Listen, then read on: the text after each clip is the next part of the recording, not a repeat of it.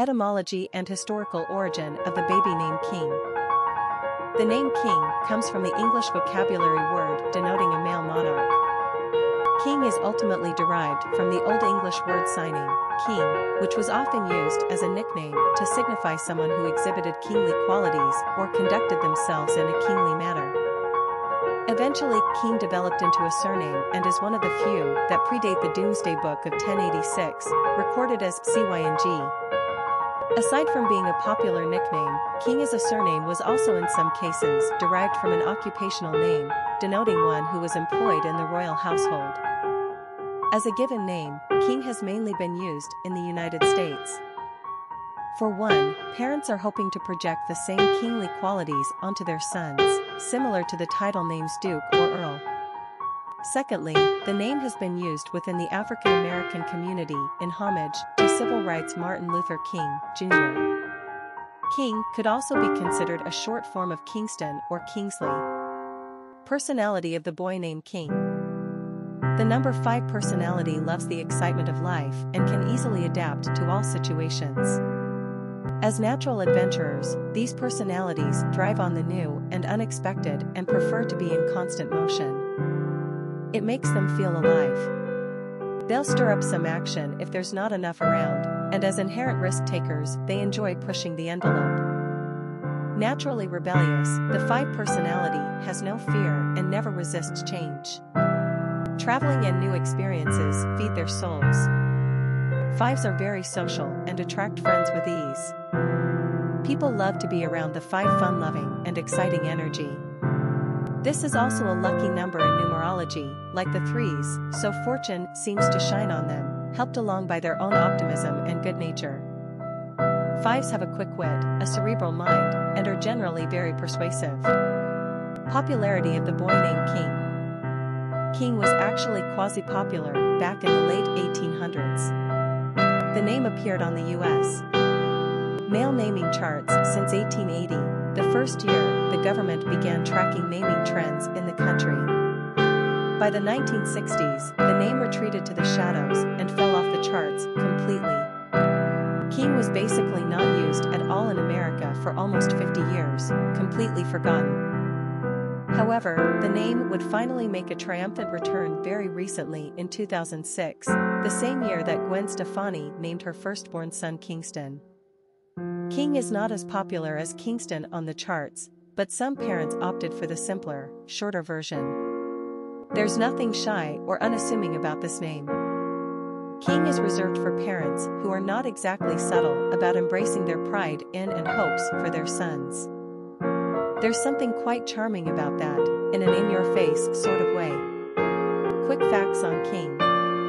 Gender, boy. Origin, English.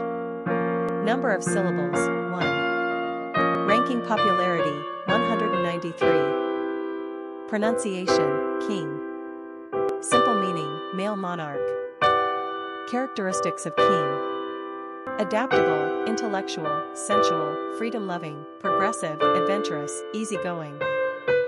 Cultural references to the baby name, King. Popular songs on King. Fit for a King, a song by Elvis Presley, a song by Rundy.m.c by and by, I'm Going to See the King, Birth of the King, a song by Randy Newman, Ben Harper, Every Man a King, a song by Squeeze, a song by David Bowie, He Was the King, a song by Clint Black, a song by Marshall Crenshaw, a song by Garth Brooks, Bring Me the Disco King, Down with the King, a song by Neil Young, From a Jack to a King, Bruce is King, King George Street. Famous people named King. Francis Michael King Clancy, hockey player, Stuart King Hill, baseball player, King Dunlap, football player, Michael Joseph King Kelly, baseball player, Leonard Leslie King Cole, baseball player. Historic figures with the name King. King Henry V was the son of Henry IV and ascended the throne upon his father Euro's death.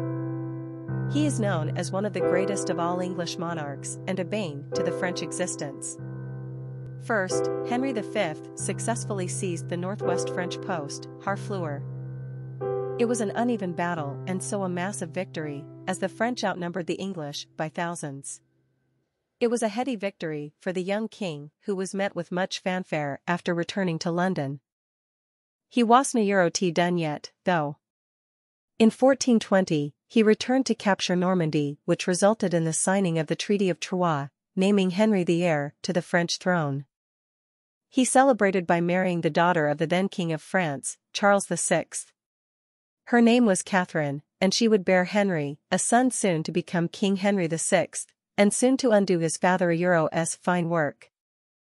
Henry VIII's life was cut short in his mid-30s, struck down by dysentery. Known also as Henry of Bolingbroke, Henry IV ascended to the throne after his cousin Richard II was deposed. This Henry was the grandson of Edward III. He immediately had to deal with rebellions, by both the Welsh and those closer to home, and his reign was riddled with plots against him. There is nothing too notable about Henry IV other than his participations in the ongoing Crusades and the War of the Roses, but really didn't accomplish much. He was also the first native English-speaking king. His predecessors had spoken French. James II of England was the grandson of James I, the son of Charles I and the brother of Charles II. See the name Charles for more information on their reigns. In a nutshell, Charles I inherited the throne from James I, and was eventually executed after Oliver Cromwell became Lord Protector of England and stamped out the monarchy for 11 years.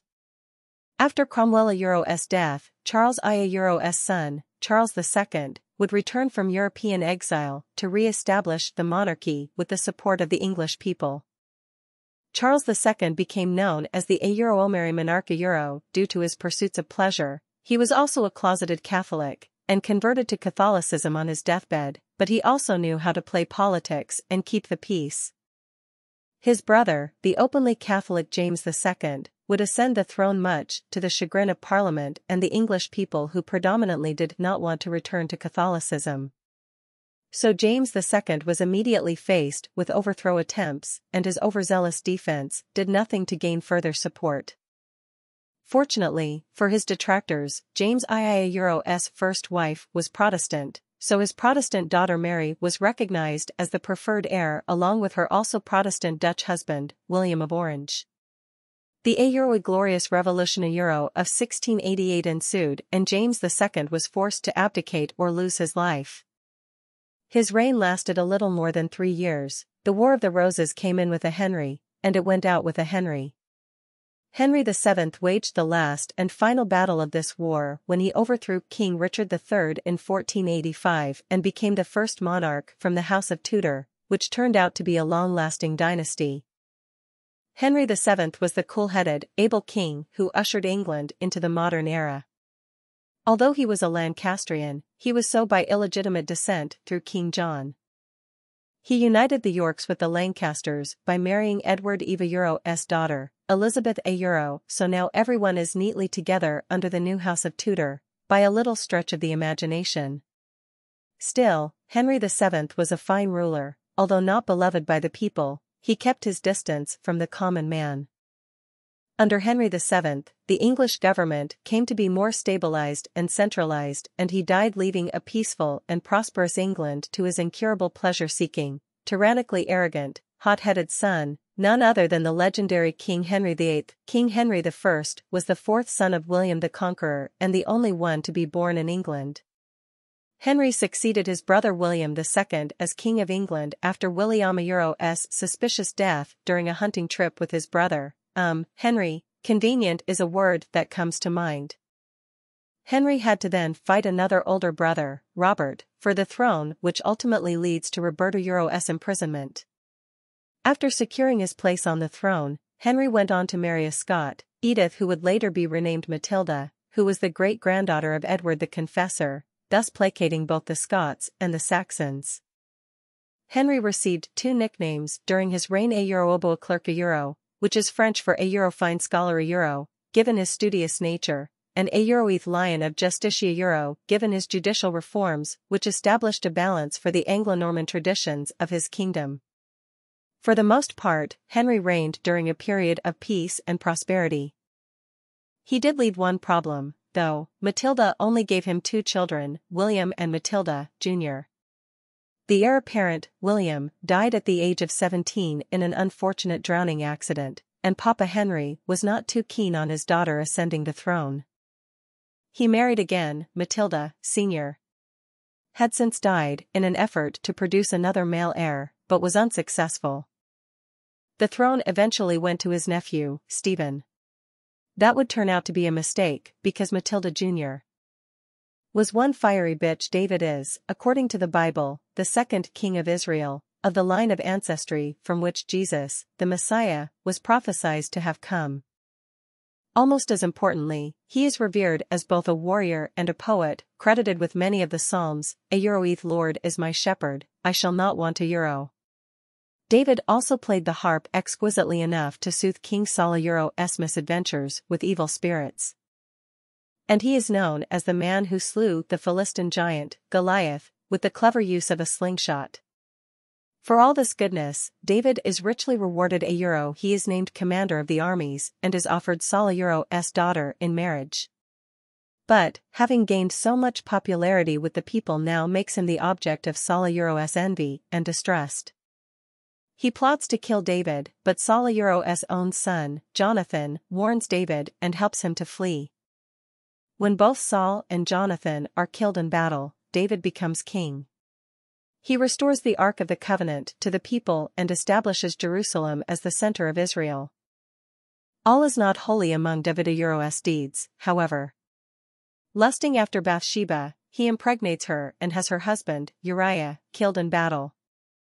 God's punishment is severe. The child of David and Bathsheba is made to sicken and die. David has much trouble with many of his sons. His son, Absalom, rebels against his father and causes a civil war. Absalom also dies. David truly repents his sins and asks forgiveness of God. And God does forgive him. David lives long and rules well and dies in the virtue of his years. The next child of David and Bathsheba is Solomon, who continues the line of divinely appointed kings of Israel and who will erect the Holy Temple in Jerusalem. When Queen Elizabeth I of England died in 1603, she had one last trick up her sleeve.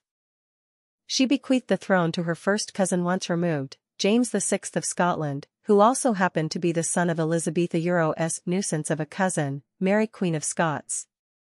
This also transferred the royal power from the House of Tudor to the House of Stuart.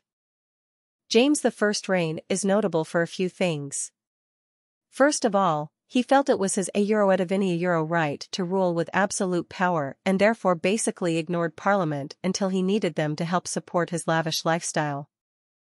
Secondly, he didn't quite know how to placate the religious issues pervasive throughout England. Elizabeth I had reinstated the Church of England to the Protestant faith, and yet all of Europe was predominantly Catholic, so were many of the English for that matter.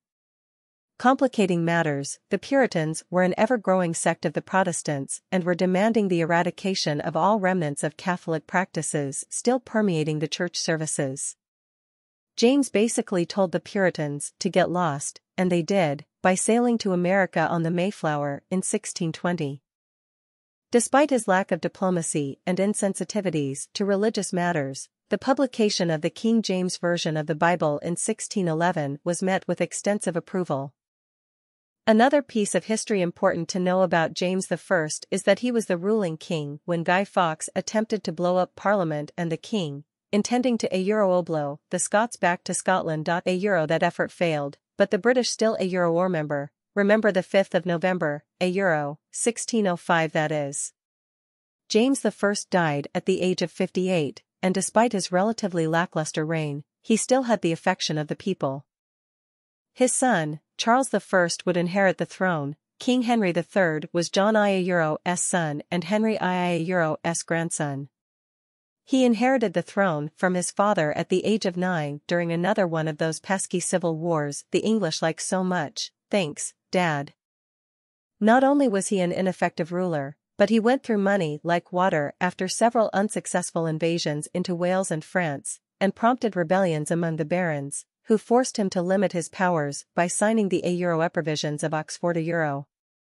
The first Parliament, or so considered, convened during his reign, in reaction to this repudiating king. The Barona-Euros War would ensue, leading to the King-Euros capture and his ultimate escape from captivity, orchestrated by his son, Edward, who would eventually succeed his hapless father. King Mark of Cornwall was a king of that region in the early 6th century, but his name is most famous in Arthurian legend as the uncle of Tristan and husband of Isolde. Mark was betrothed to Isolde of Ireland in one of those politically correct marriages so popular at the time, and he sent his nephew, Tristan, to escort her back to Cornwall. You know the drill, boys and girls. Boy meets girl, boy falls in love with girl, boy cheats on uncle with girl. Oh, sure, there is a love potion or two figuring in this plot, but there are also two attractive young people on a journey together.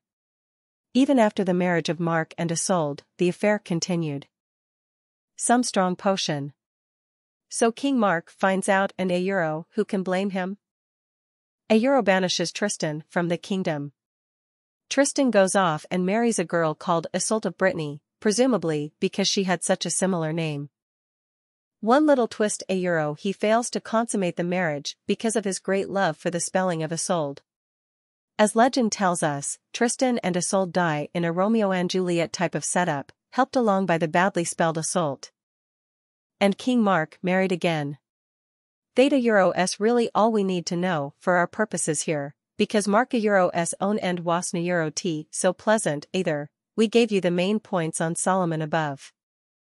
He was Israel-Euros third king, the son of David, loved by God, given power, wealth and wisdom, reigned during the Golden Age of Israel, built Jerusalem-Euros first temple, yada yada yada.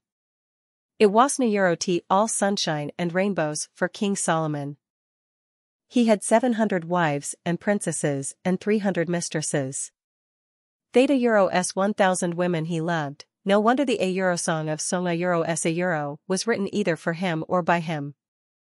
As God suspected would happen, many of Solomona-Euros' foreign wives and concubines influenced him with the ways of their own pagan religious beliefs. Eventually, Solomon turned away from God, but because God loved Solomona-Euros' father David so much, he let Solomon finish his 40-year reign and die honorably without punishment. Still, some of Solomona-Euros' political policies had some not-so-great consequences. He alienated the northern tribes through forced labor and heavy taxation, he diminished some of their religious influence, and he sold some of their towns to the Phoenician king. This all would set the stage for the subsequent division of Israel when the northern tribes secede from the Union. Henry II was Matilda, Jr. Euros' son and raised in France until the age of 9, returning with his mother to England in her effort to reclaim the throne. She never quite managed the coup for herself, but Henry II would ascend through her lineage upon Stephania-Euros' death. Henry II had a few things going for him from the English perspective. He was the grandson of Henry I, who had done a lot to integrate the Norman Anglo ways into a fairly stable atmosphere. He was Scottish by way of his maternal lines, and he truly was the rightful heir to the throne.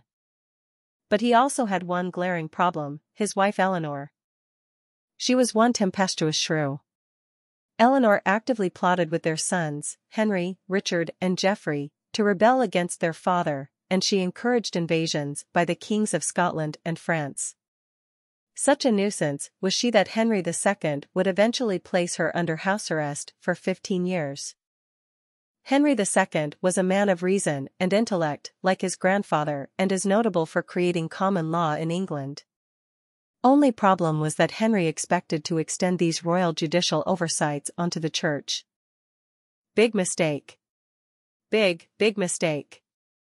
Henry appointed Thomas Becket as Archbishop of Canterbury, believing him to have like-minded ideals of exposing the judicial abuses rampant in the church.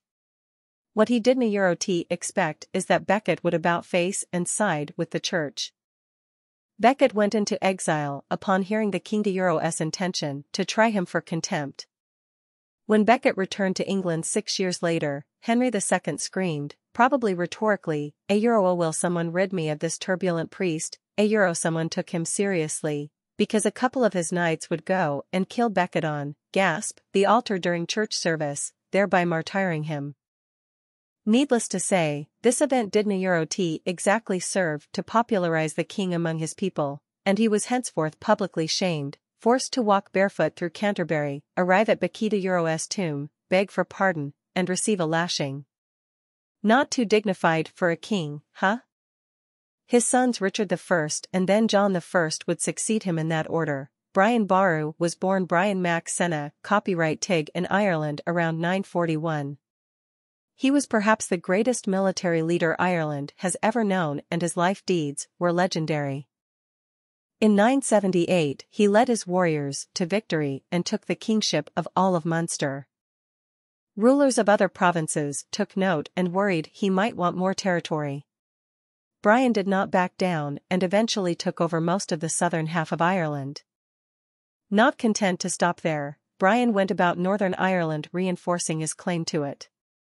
The problem with building an empire is that you can't watch your old territories when you going about conquering new ones. Eventually Dublin and Leinster rebelled, which culminated into the Battle of Clontarf. Brianna's army still won, but Brian himself died. He earned his name as Brian of the Tributes, Brian Boru, by collecting tributes from the minor rulers of Ireland and using the money to restore monasteries and libraries that had been destroyed during the invasions. Brian Boru was born Brian Mac Senna, copyright Tig in Ireland around 941. He was perhaps the greatest military leader Ireland has ever known, and his life deeds were legendary. In 978 he led his warriors to victory and took the kingship of all of Munster. Rulers of other provinces took note and worried he might want more territory. Brian did not back down and eventually took over most of the southern half of Ireland. Not content to stop there, Brian went about Northern Ireland reinforcing his claim to it. The problem with building an empire is that you can't watch your old territories when you going about conquering new ones. Eventually Dublin and Leinster rebelled, which culminated into the Battle of Clontarf.